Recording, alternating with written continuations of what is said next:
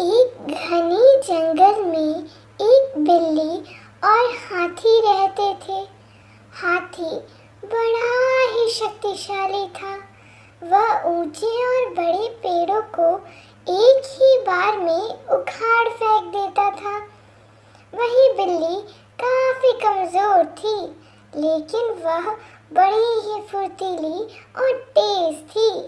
दिन भर बिल्ली जंगल के पेड़ों पर उछल कूद करती रहती थी। दोनों बिल्ली और हाथी को अपने गुणों पर बड़ा ही घमंड था। दोनों ही एक दूसरे से खुद को ज्यादा अच्छा और बेहतर मानते थे। इस वजह से दोनों में हमेशा बहस होती रहती थी।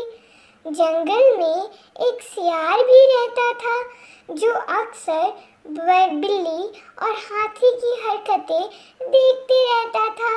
वह इन दोनों की लड़ाई झगड़े से परेशान हो चुका था।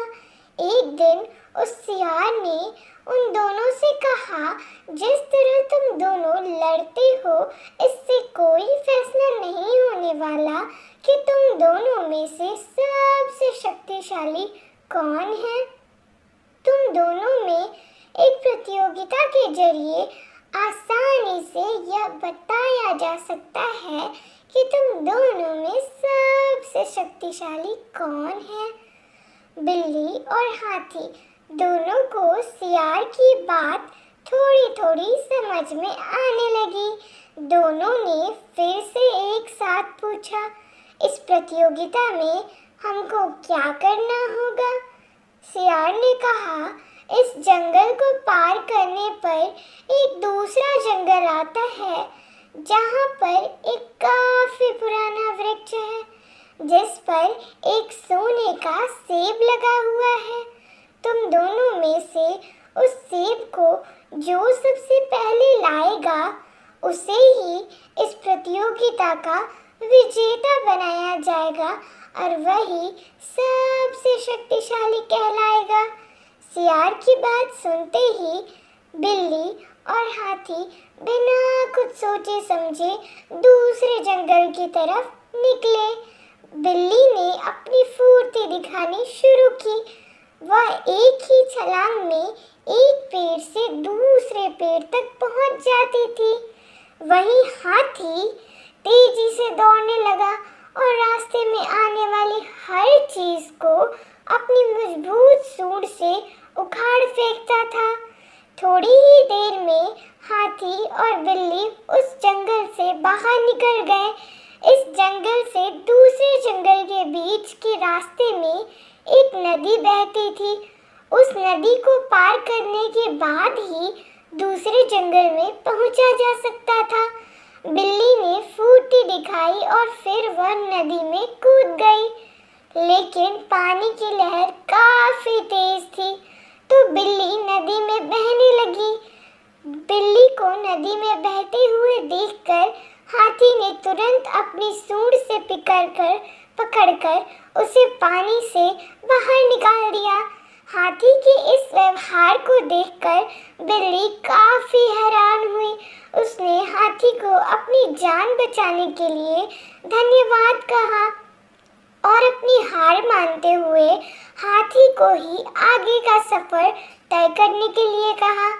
बिल्ली की इस बात को सुनकर हाथी ने कहा, मैं नदी पार कर सकता हूँ, तुम मेरी पीठ पर बैठकर इसे पार कर लो।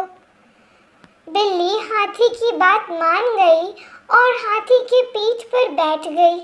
इस तरह दोनों ने नदी पार कर ली और दूसरे जंगल में पहुंच गए। फिर दोनों ने मिलकर सोने के सेब वाले पेड़ को भी खोज निकाला। सबसे पहले हाथी ने अपनी सूंड से उस पेड़ को गिराना चाहा, लेकिन वह पेड़ काफी मजबूत था। हाथी के प्रहार से वह पेड़ नहीं गिरा। फिर हाथी ने निराश होकर कहा, मैं अब यह सेब नहीं तोड़ सकता हूँ। बंदर और बिल्ली ये सारी चीजें देख रहे थे। तभी जिस बिल्ली से उसका प्रतियोगिता चल रहा था, उसने बोला, चलो मैं कोशिश कर देखती हूँ। बिल्ली